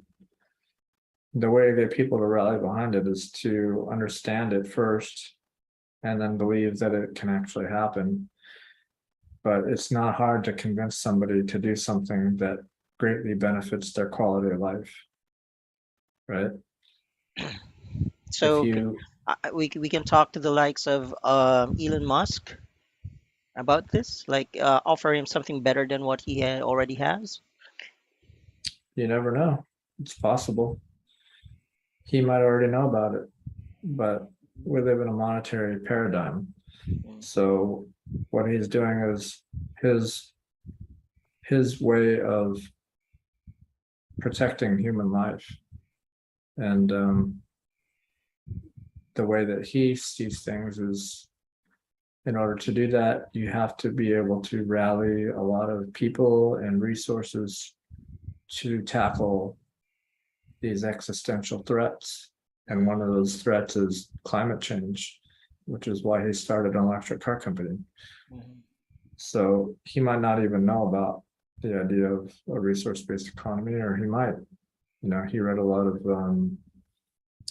of science fiction stuff, and Mm. obviously would know about Star Trek and how they live. And in stories like Star Trek, Oh, they incidentally, I have to cut uh, you off. There's that documentary on Spock. For the Love of Spock, I think on Netflix, and it's great. Yeah. I haven't seen that. Mm, yeah. But Anyway, yeah. that Sorry. show depicts a life in which we actually did survive this era we're in right now. And it's like 300 or 400 years in the future where we've overcome all these problems and the need for money. And now we're in that stage where we're exploring We're in the this solar system. stage still that the question ultimately is still, how much would it take when instead we should be posing something else, another question, like any question, but how much is it, or how much does it take to accomplish that? Yeah. Yeah, I'm not sure what you meant there, but I think you're talking about money. Like right now in society, we have a problem. Like, say, we need to build some more highways. We have to meet and say, how much is that going to cost? Do we have the money to do that? When in reality, it's not money that solves the problem. It's resources. It's allocating Yeah. human and natural resources and or machinery and technology. All right, it's our access to those resources, and money is an impediment. Yeah, it often, yeah, works like that. But one of the realizations that Fresco had is that it's it's not money we need more of, because money is just an agreement between people that they're going to abide by certain rules. The question really is do we have the resources and do we have the technology to solve the problem? So if we had, speaking of whatever show, what are you talking about, Netflix? Mm. There's a show on there that is quite funny and disturbing at the same time called Don't Look Up. Oh yeah, yeah, yeah. And Oh it yeah. depicts them So discovering an asteroid, right? I think it was there also that the the hero there said something like we should err on the side of science or something. Yeah, the main character was a Hmm. scientist, two of them. He was the And genius that came up with the spaceship and all, the technology we're using. He was also getting in. He was like the president at the time, right? Was he? Wasn't he? which one? I don't know which character you're talking about. Oh, don't look up. Oh, this was different. Don't look up Leonardo DiCaprio. Yeah. Yeah. Yeah, okay. I think that I'm referring to a different Well, a series actually. Yeah. yeah. Uh, The but series anyway, depicts a time where a scientist discovers an asteroid and they do calculations on it to determine where it's going to go, and they figure out that in a certain number of months it's going to hit Earth, and it's going to be like a Earth destroying asteroid. mm, It's gonna wipe everybody out. So they have to try to figure out how to solve the problem, and they try to tell the whole world about it, and nobody takes it seriously. And in the end, they end up all dying. And so it shows how it was a commentary on our current times, where people are so uninformed and unscientifically illiterate that they don't even know what to believe. And so they're mm, too distracted. And the president of the United States is this lady who just wants to try to mm, yeah. improve her situation and try to make it look good for herself and get herself reelected. And meanwhile, there's an asteroid coming and they don't even take it seriously. They're just trying to figure out how to manipulate it to their own needs to improve their position politically. But Well, if it says a lot about, how governments uh, uses science. So, yeah, you know, i- in a bad way. Usually, it's to enhance the military. There's a lot of money is invested there. yeah, Um, some of it, is but that what's the case in the U.S. though? What's your budget allocation for military? big. It's a There you big go. budget, How much is the allocation for like NASA? Or like 30+% of our tax dollars go to the military. At Mhm. least that's the last figure I heard. NASA gets like half of a cent of every tax dollar. Okay. So it goes How to much show you, for education?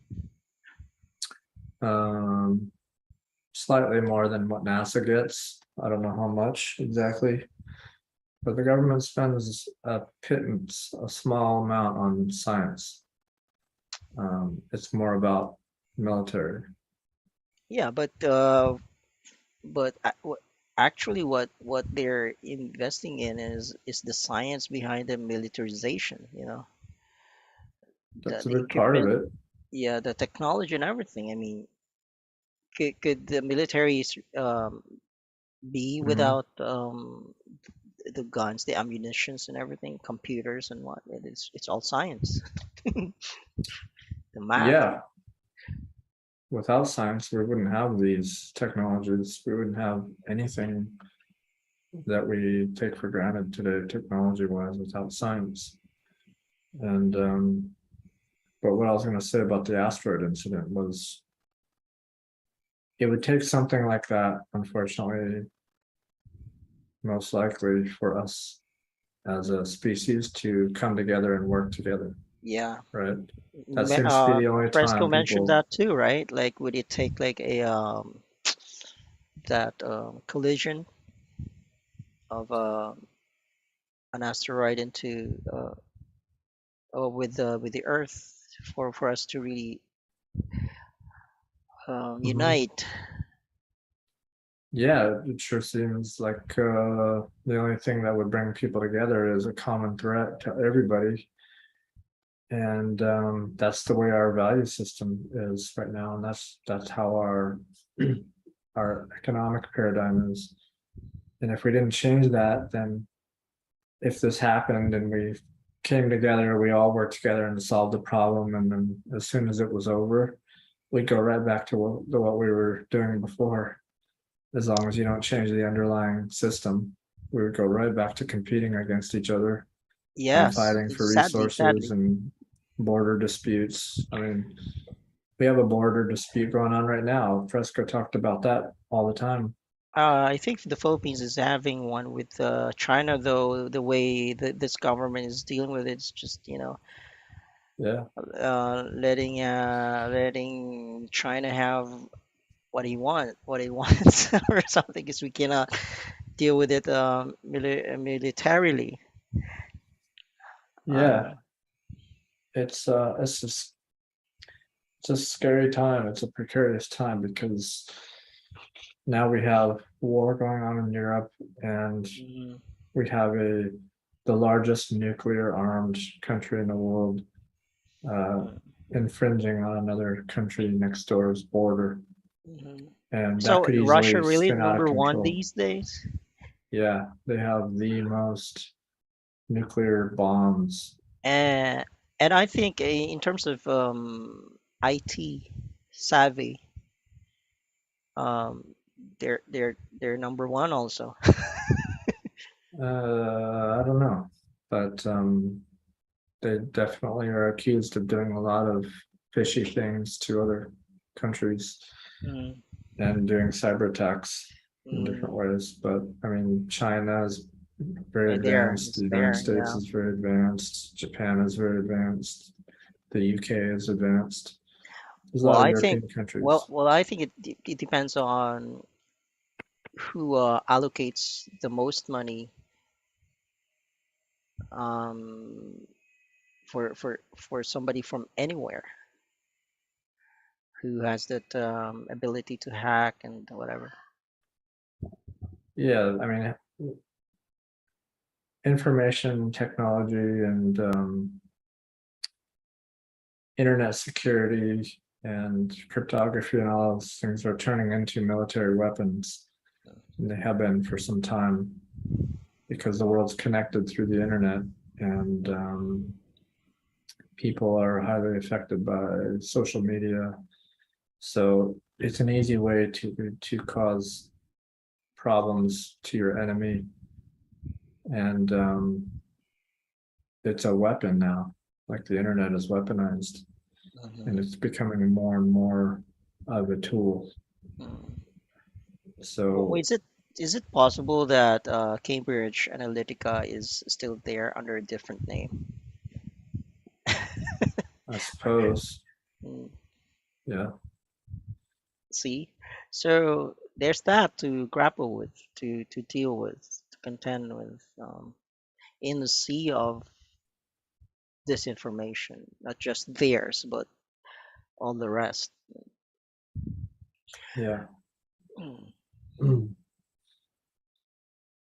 But all that But, just illustrates oh, how it's much it's and needed that we come together as a species. yeah, That's what it and then says to me. speaking of documentaries on Netflix, there's um that series. Is it a docu series called Dirty Money? I think. Yeah, Have you seen that yet?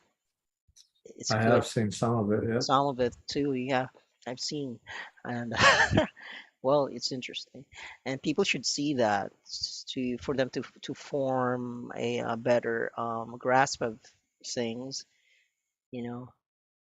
Yeah, that just to me that's a show that it depicts a symptom of the problem, which is why people Yeah, do behave the things, way and it they comes do. down to money. Well, and it's pretty simple if you look at the big picture. I mean, every problem that's in that show is about somebody doing something in order to make money. So why do people want Because money? I think if people or certain people involved in politics do it just for the power and prestige or whatever, it's just power without money is cheap, really. Well, there's different types of power, and Mm, but the most simple way to get power is to have more money. yeah, of course, If but you have still, unlimited when you're money, already there and people already have power, they still continue to accumulate more money illegally. Uh, yeah, there you go, and it's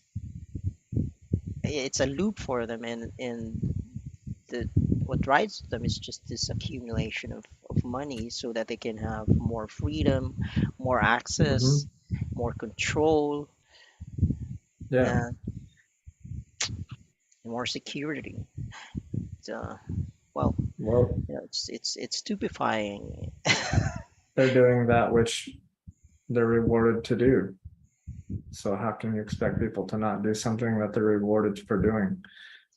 You're always going to find some people who are willing to do whatever it takes to get more money, even if it means hurting or stepping on other people. In order to change that behavior, you got to change the reward system. The moment they're not rewarded anymore for making more money, they'll stop doing it. Mhm. Right. So, That goes to environment. are we saying then that you just change the variables, not really the part where you educate people or you inform people better? You just change a variable, and their behavior will change accordingly, and like become Mhm. better citizens without being better here cognitively. Well, it's both because you have to both take away the incentive for doing bad things, and then you have to give people a value system to where they won't even want to do bad things to other people. Because I'm posing that question because people can also be kind-hearted in a way, but Yeah, they're coming from a different background, not really a background where there's um, scientific education. So, yeah. There are you have somebody who's kind and a little bit informed on things and considered a good citizen. So that can happen too. So, I think though that oh, do you think that if you only change person's education, you just make him more intelligent, more informed, better informed. Would that mean everything just follows accordingly? Like, will he behave in a scientifically sound way? Like, be like Fresco? there's no way to just make a blanket statement about somebody. Everybody has their own experience. And if you start educating somebody more and giving them a different value system, it's a process of learning and a process of changing their viewpoints and their reactions to things. And it's reconditioning them. It's conditioning them differently away from their old condition into a new way of thinking and a new way of um, viewing the world and other people. So it's a process that starts as soon as, I mean, as soon as you make a new friend who has a different way of thinking and seeing things, and you start hanging out with them and talking with them, that starts to change your viewpoints, right? That starts to Hmm. condition you and I think starts it's to, a two-way street there. yeah, you're constantly affecting people around you and being affected by other people around Yeah, you. It's not simultaneously. just, Like, yeah. And that just goes back to the fact that we are aptly conditioned by our environment and we adapt to what happens around us. And there's no way to change that. hmm. So everybody's an individual and they're all based off of their life experience and that mixes with their own biology. And it's a combination of you as a human being and then what you experienced in your life. And no two people have the same exact experience in life. It's impossible. Yeah, I think that it's important for us to teach children, young people to Mhm. be able to relate to their environment all the time, like search for answers right there, and not like something in the supernatural realm, or the metaphysical realm. So you have Mhm. to always have a physical basis for things, because things are things, they're not metaphysical things. It's a contradiction in terms. Um, so I mean, I think early on in life, people should be taught to condition to really have a physical referent always. It should be able to associate Mhm. things with other things, and for them to be able to get a grasp of what's going on, and to know what to do next, maybe to be more logical, to be logical, to be objective about things.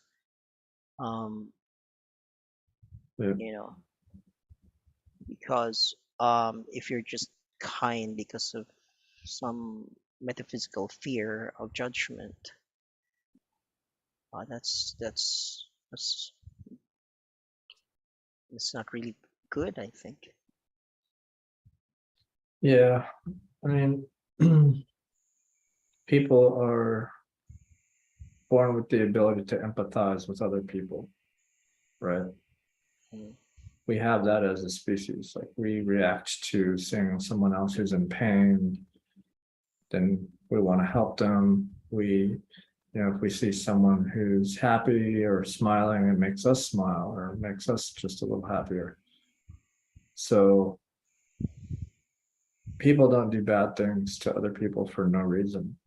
They do it because their conditions cause them to do it, and they gain something by doing that, or else they wouldn't do it. It's not just an innate fear, or uh, it's not just an inborn way of being selfish. Like people aren't just born evil and selfish and and bad to other people. Something causes all behavior. Like that's a law of nature. Like people don't just act randomly. We act Mhm. because something made us act. We're pushed by some form of That motivation. Yes, that fact of like that fact, human behavior fact is actually um like a physics law of in a mechanistic world, Yeah, because you cannot just human. move about without being pushed, or being caused to move, or um and things happen all at once, by the way. So, and if there were a gap between things, then you can, if there were a vacuum, a perfect vacuum in things, or even in reality, then that's the only paradigm where the concept of free will can work. But the world is not like that. Yeah. Well, one thing that Dr. Henry Schlinger talked about when he did that The bald guy, lecture. right? Yeah. So Um, in a dualistic world, then all things are finite, or entities, or constants can thrive, can make sense. He, mhm. yeah, I like that about him. He spoke at the 100th birthday or anniversary, 100th birthday of Fresco, right? Yeah, You were he did a there? lecture. Yeah, I was there. Oh, okay. So he did a lecture on what? Yeah, I think dualism. It was called "Can We Act to Save the World?" Mm-hmm. And he talked about behavior analysis. And that was when he spoke about the concept that behavior is lawful. And they've studied this in people, they've studied it in children. And they know that if you have a child that has these temper tantrums when they don't get what they want, like if they are at the store, they see candy and they want the candy, or at home, that the reason why they act that way is it's not because it's innate, it's within themselves or something like that. It's because they're reacting to being given that candy in the past, and they've been conditioned in a way where if they behave a certain way, then they get the candy. That's what they want. So they're reacting to that. Sort of how I behaved when I was young. When I Yeah, wanted like, so my mother would take me to, the city, and uh-huh. we passed by, or we went into some store or something, and I liked some of the watch with a transformer robot watch. I would be, Yeah. um, running a tantrum. Yeah, kids learn that. They learn that if they make a big enough of a scene, they get what they want. And that conditions them to keep doing it. So I got what I wanted. Right. Kids are very smart. They're Hmm. smarter than you might think. Hmm. But they're just acting out of that idea that they're rewarded for certain behaviors. And that's one of the one of the learnings or one of the teachings of behavior analysis is that human behavior is lawful. If you know what causes a certain behavior, the only or most feasible solution to that is change the behavior that led to that thing. So stop giving the kid the candy or the toy at the store, and eventually they stop acting that way when they know that it's not going to get them what they want. Right? That's that's science applied to human behavior. We don't have that in society hardly at all. Yeah. People who make laws have no idea what that even is, probably. They don't study human behavior. So they're writing laws that punish people for doing things when they could understand the cause of it and change the conditions. But people want a simple, quick answer. If someone does something wrong, you punish them, throw them in jail. Hmm. They have free will. They did something wrong. They knew it was wrong. They need to be punished. Yeah. That's just how people see the world in almost every country.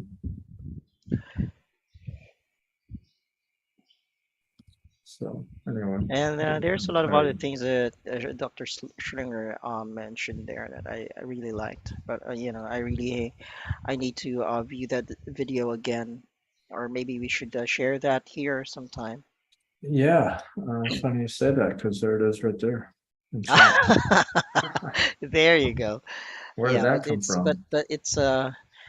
but it's here in our Zoom comments or chat. Maybe you could, I don't know if, If you could maybe copy if it I from the could chat and copy put it, it in there. Yeah. yeah, put it in YouTube here. Let's see. Okay, wait, oops. I was just gonna share that on a discussion group too. Mhm. I like to share things there often. Oops, where'd it go? By the way, anybody listening, if you want to learn more about the Bins Project, they have a presence on most social media, including an official YouTube channel.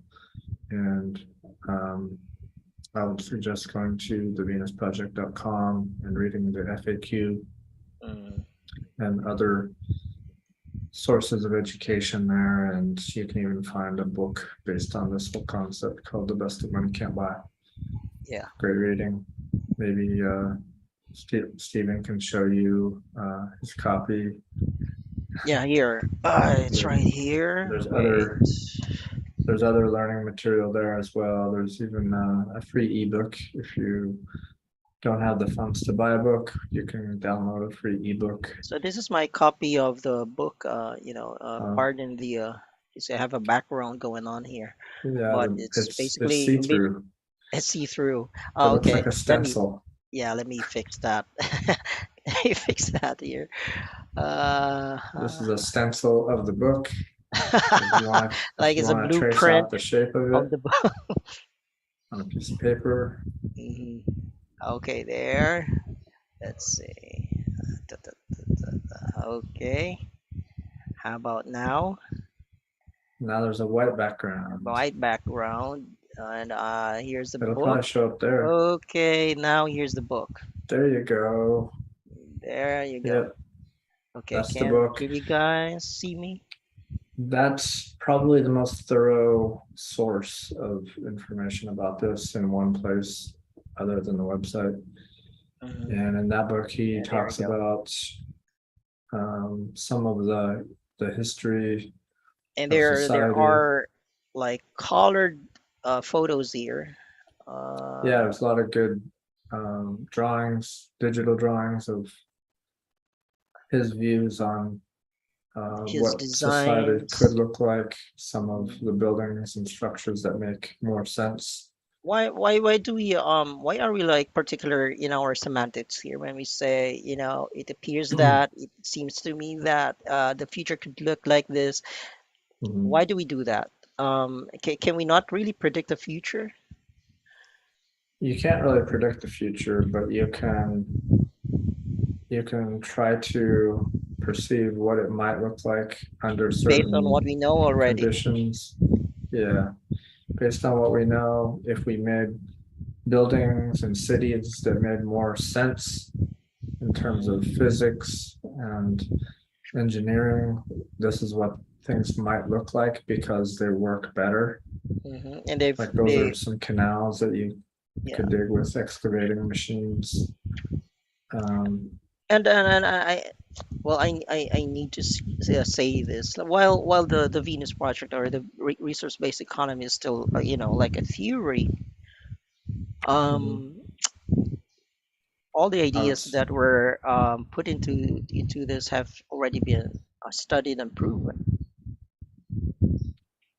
yeah, it's based on a concept that hasn't been tried yet, but the concept was theorized, or the hypothesis was created based off of existing conditions, And existing technology, and research data of Fresco, the experiments Fresco performed.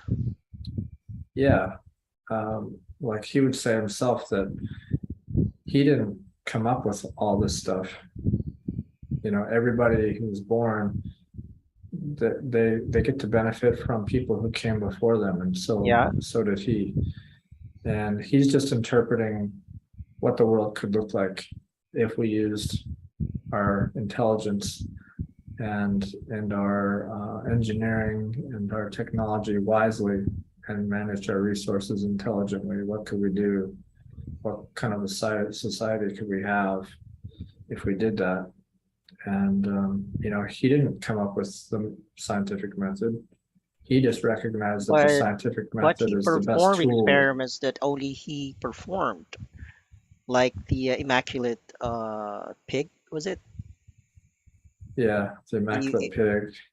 it was his very own experiment, and his experiments with other animals, or his observations, and for a fact that he invented hundreds of things that Yeah. were patented by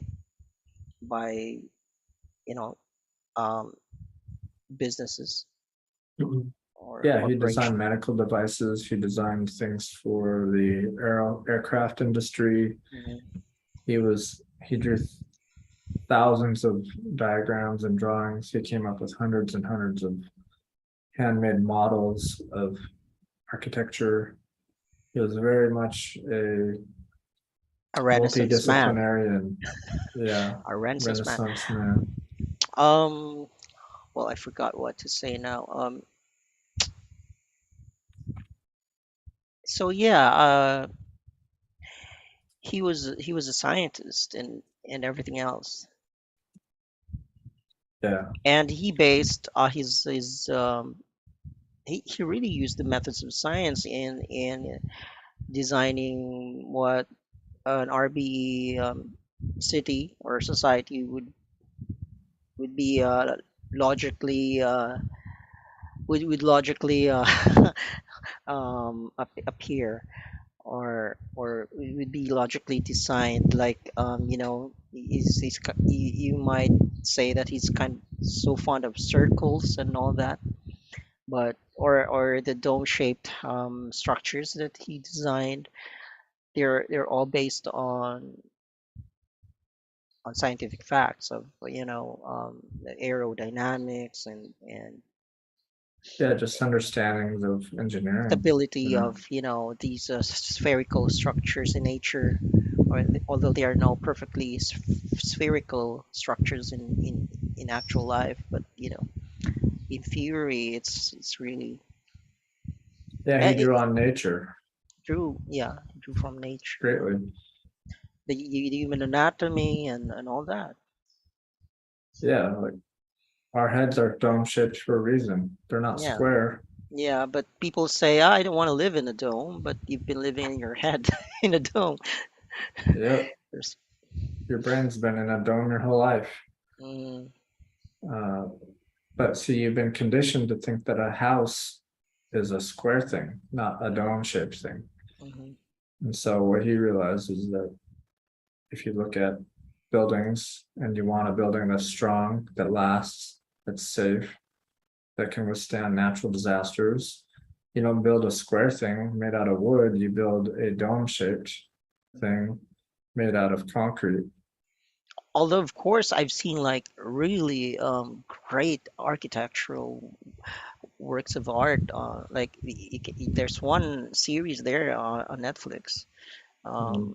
The most I don't know extraordinary I don't know houses I think or architectural Yeah, something like that. It's amazing how these mhm. top-notch architects came up with their designs, but still when you have like this curvature in on the surface of structures, then it's less likely to be toppled down by forces like wind and I Yeah, don't know and tornadoes and what do you call it in Florida? hurricanes. Hurricanes, yeah. So he built not all of his designs are dome shaped, right? But they're structurally sound, you know, and they can be produced like through a mold, Yeah, like toothpaste, and then you duplicate yeah, replicate the same thing over and over. So it's efficient when it comes to construction and all that. yeah. Um, I What's the have term? something. What do you call it? It's the Um, it's called a. It's I escaping forget. me at the Yeah, I moment. forget. But there's a term you use for that, like when you. Mm, Yeah, I'll probably think of it as soon as we yeah, we stop the meeting. But it's a way of building things based on having like a mold. There's a just a mold. tube and you Yeah, you push push that the thing material out. through it. That's the opening is the shape that you want. Oh, Hmm. it's extrusion. Yeah. I actually have, from my last trip, I have an extruded uh, thing that he created, he designed on my desk right now, actually. It's an extruded piece of aluminum that's a pen holder designed by Jacques Fresco that Mm, Roxanne gave me. Um, because we go down and do work there every year, mhm. and it's an aluminum extrusion, and it sits up like a stand, and it holds pencils or pens in it, Mm. and it has like a little dish at the bottom, and then in the back it has these slots where you can put a ruler, Oh, several great. rulers back there, and it holds them all in place. It's sort of an organizer. Yeah, it's Mm, like a pen holder, pencil, mhm. mechanical pencil holder that he designed, and that's an Mechanical pens. extrusion. And he he tried to popularize the idea of building structures with extrusions as well. Yeah, and so many But businesses or institutions benefited from his designs, right? And he didn't have any problem with it, or maybe he did, but he couldn't do anything about it. Like, people just cherry pick from his ideas and make money out of it. Yeah, he had, you know, he had bad experiences. He wasn't a businessman at all. No. Wasn't interested in making money. He just wanted to design a better society. Or solve problems, really. Yeah, he was just a problem solver that drew on nature and used science and was very curious about things. And what he came up with was his ultimate design, which is what the Venus Project represents. And it's a better way of designing society as a whole, not just little parts of it that you try to address the symptoms of the problem. He wanted to address the whole problem, which he saw as a flaw in how we think and how society is designed Mhm. from a technical perspective. Yeah, so he was really a technical guy, a well-read, well-rounded guy, and Yeah, good at the things he did. Really, really great at the things he did. yeah, Um, you know, I think he was the smartest guy alive. yeah. Oh, well, because we And have the likes of Einstein and Hawking and all that, but they were specialists. yeah, he And the was more way of a we should, generalist. yes, the way we should train ourselves is that to become, really generalists. And it's hard in this society Yeah, to, be able to do what you love doing or pursue your passions. Still a question of how much money you need, and you have, yep, or we slave away at work. You hold a regular job, a day job, for you to accumulate more money for your passions, and that's sometimes sad. yeah. Most people spend most of their life trying to escape the monetary system by working and building up enough savings so that they can just live and do what they actually wanted to do their whole life. But too late in life already, because For a they'll be lot, like yeah, for a 50, lot of 60, people. 70 years old by that time. Yep. And Jacques wanted to design a system that maximizes human potential from the very beginning to the end of every person's life, and recognized that people who live under the stress of the system we live in are not being used in the most productive way. They're not contributing to society very much or at all because they're too busy trying to survive. And he wanted to build a system that raised all people to their highest potential. And you can't do that by just making people a slave to work, the best years of their life just to try to survive and barely make it by. Instead, you raise people up by giving them all the potential opportunities you can, educate them with the highest possible level of education so that they become the most productive members of society. Hmm. And in that way, he thought that you would improve society itself the more educated people are. And I He think said that's something like the absolutely more true. educated. He said something like the more educated your children, the happier my life is, or the better my life is. Yeah, Probably. the better my life would be, the Hmm. more educated my neighbors' children are, because then they're out there building things and creating new useful technologies and making things that benefit all people, not trying to take away from society and just get what they can out of it just to try to survive because they're under stress. Yeah. That's not a productive way to raise people under scarcity. Yeah, I'm tempted to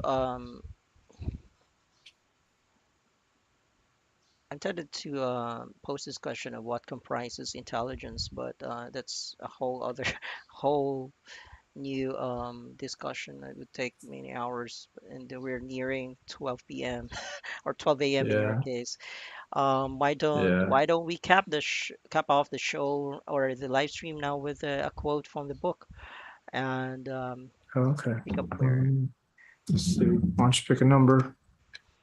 last time was 22, right? How about 44? That's my age now. 45. 45, I'm sorry. I forget 45. my, yeah. All right. So this is a quote from the book Do You Speak Future from Jacques Fresco. It's a book of insights that came out not too long ago. And they compiled, I believe, over 200 different quotes of his just to kind of give people a quick pocketbook of his insights and wisdom from his life. So, number 45 is say that your ship sank and you found yourself on an island and you have, say, $10 million and you have gold and diamonds, but the island has no water, no arable land, and no fish. You have nothing. So, all of this emphasis on money does not really represent anything but some way of exploiting other people. When the bottom line is profit, it is very dangerous. And that was from a documentary called A World Worth Imagining. I think I haven't seen that documentary yet. Uh, do you have a link for that? Yeah, it was a couple of years ago. A group of people that were admirers of his work came there and they interviewed him and did this film. It ended up being the last interview that he did before he passed away. And that was a quote from the film, just re-emphasizing that it's not about what monetary resources you have, it's about natural resources. Hmm. Because if you were on an island with tons of gold and money and diamonds and all you had was sand, that's not going to help you. You're going to die. You need water and shelter and food. You need the essentials. You need access to that, and what stands between you and the resources you need is the police, military, whatever. They protect the